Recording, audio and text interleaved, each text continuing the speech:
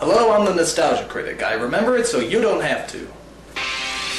Teenage Mutant Ninja Turtles. When we were growing up, Ninja Turtles were everywhere. Comic books, TV shows, breakfast cereals, they even had a pie named after them. As long as it had the Ninja Turtles on it, we were happy. So when we heard they were actually making a live-action movie based on this phenomenon, we were hyped as hell. These movies kicked ass back then, and I'm sure they're gonna kick ass now. Which is to say I haven't actually seen these movies in years, but that's why as a special treat, I'm gonna sit down and review the movies with you as you're watching it with me. So, grab your vintage Teenage Mutant Ninja Turtle box of cookies and enjoy the show. Just watch the movie. Alright, New York. So far, so good. Actually, I like this opening because it doesn't even look like a Ninja Turtles movie. April O'Neil, Channel 3. Whoa, whoa, whoa, whoa, whoa, whoa, whoa, whoa, whoa. Who is that? April O'Neil. No. Listen, lady, I'm sure you're a fine actress and everything, but, you're not April O'Neil. No. This hot honey you see here is April O'Neil. Yellow jumpsuit, nice legs. Damn, she's fine. So come on, where's the real April O'Neil? Come on, cough her up. Just what is going on out there, April? Okay. Alright, no, that's cool, you know, no problem. I mean, at least we still get to see her in the yellow jumpsuit, right? Oh, come on! That's not a jumpsuit, that's a raincoat! There is a difference. Look, you watching? I'll show you the difference. Here, watch close. Jumpsuit, raincoat. Jumpsuit, raincoat. Jumpsuit, raincoat. Jumpsuit, raincoat. Jumpsuit, raincoat. Nothing alike! All I gotta say is the turtles had better be a lot better. Awesome!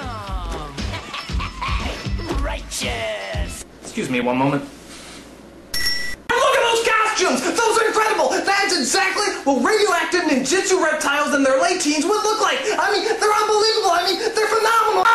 I apologize for that, but even you had to admit those costumes are pretty incredible.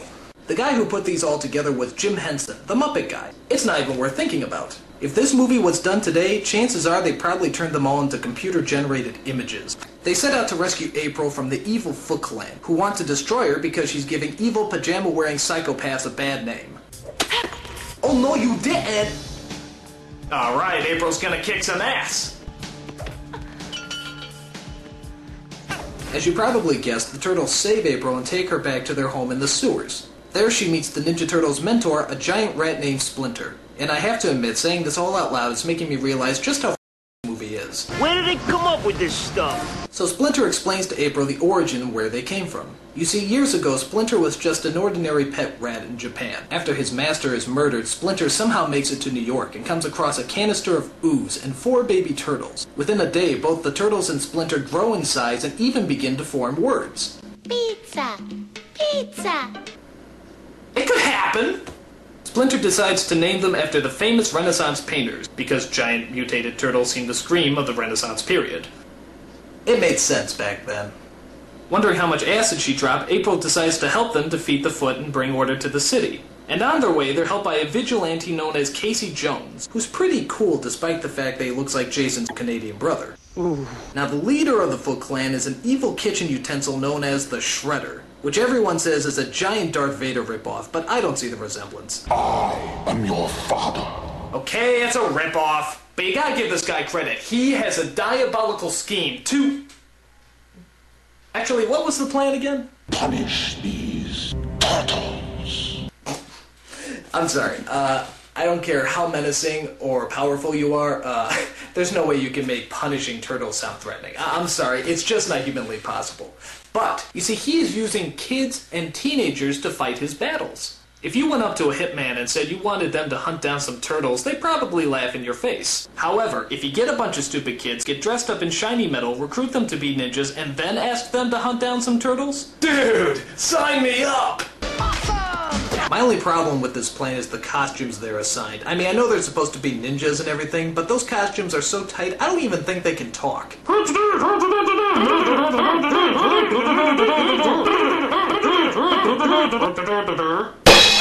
One of the things I love about this movie is the turtles' disguises, which is pretty much just a trench coat and a fedora hat. How can nobody recognize them in that? I mean, how stupid do people have to be to not recognize a big turtle in a trench coat? Look like sort of a big turtle in a trench coat.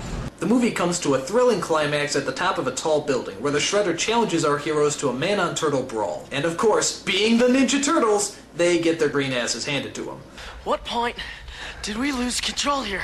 But all that changes when Splinter comes into the picture. It's Sensei versus Sensei, giant rat versus giant cheese grater. The battle of all battles begins. Here it goes. This is gonna be good. Here it comes!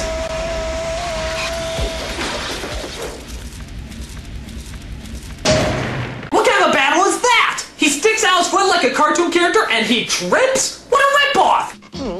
All I gotta say is the next film had better be a lot better. Teenage Mutant Ninja Turtles 2, The Secret of the Ooze. And what exactly is The Secret of the Ooze? It was made in a laboratory.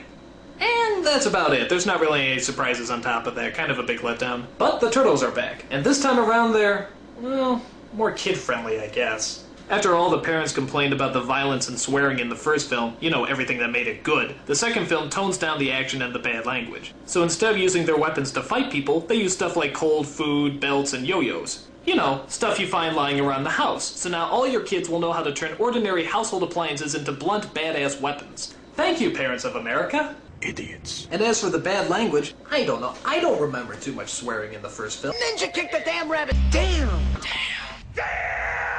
Okay. Can you believe this guy? So the story centers around the return of the sinister Shredder. After doing a short ripoff of Tim Burton's Batman, he gets back into action by plotting his revenge against those pop culture spewing reptiles. He steals a canister of ooze from that guy in Titanic and decides to make his own evil mutants. Within seconds, two innocent, harmless animals are transformed into the sinister duo of Bebop and Rocksteady. Token, Ritter. Yeah, like I said, Bebop and Rocksteady. Now the one scene everyone remembers is the fight scene that takes place in the whitest of all rap clubs led by the whitest of all rappers. You guessed it, Vanilla Ice. Oh no! Gee, it looks like they're pretty freaked out about all those monsters breaking into their club. But wait a minute. I think the Ice is feeling something. I think he's conjuring up a rap, a sort of ninja rap, if you will. Yo, it's the Green Machine. He is! Look at that! A totally unrehearsed yet somehow totally choreographed rap scene entirely made up on the fly. What talent. I gotta tell you, this guy is going places! Like the unemployment line. So the film climaxes as the Shredder drinks what's left of the mutated ooze and turns into a mutant himself. So look at that. That is a badass villain. It's a Super Shredder! Alright, this is gonna make up for the climax in the last movie. 4 mutant turtles versus 1 giant mutant Shredder. This is gonna be good.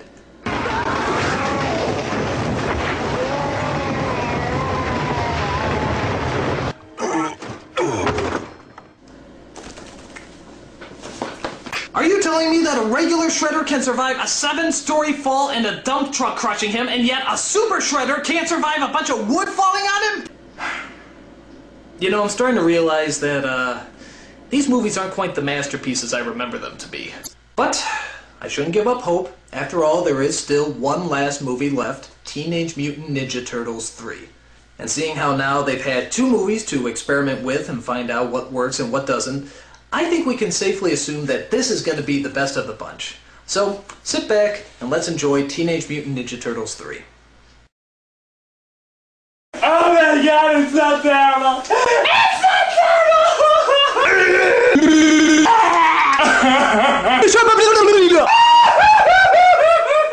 This is the worst thing that no one should ever have to see! It's awful! It's terrible!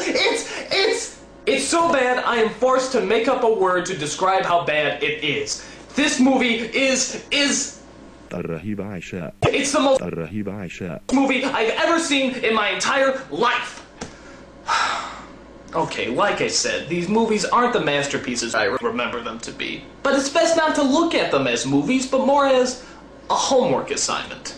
Make a movie about 4 mutated turtles in their late teens who are named after Renaissance painters, led around by a giant rat, know ninjutsu, eat pizza, dress up like flashers, fight a guy who's named after a cheese grater, and make it plausible. And you know what? With the exception of the last movie, I'd probably give this project an A. Minus, but still an A. I'm a nostalgia critic. I remember it, so you don't have to.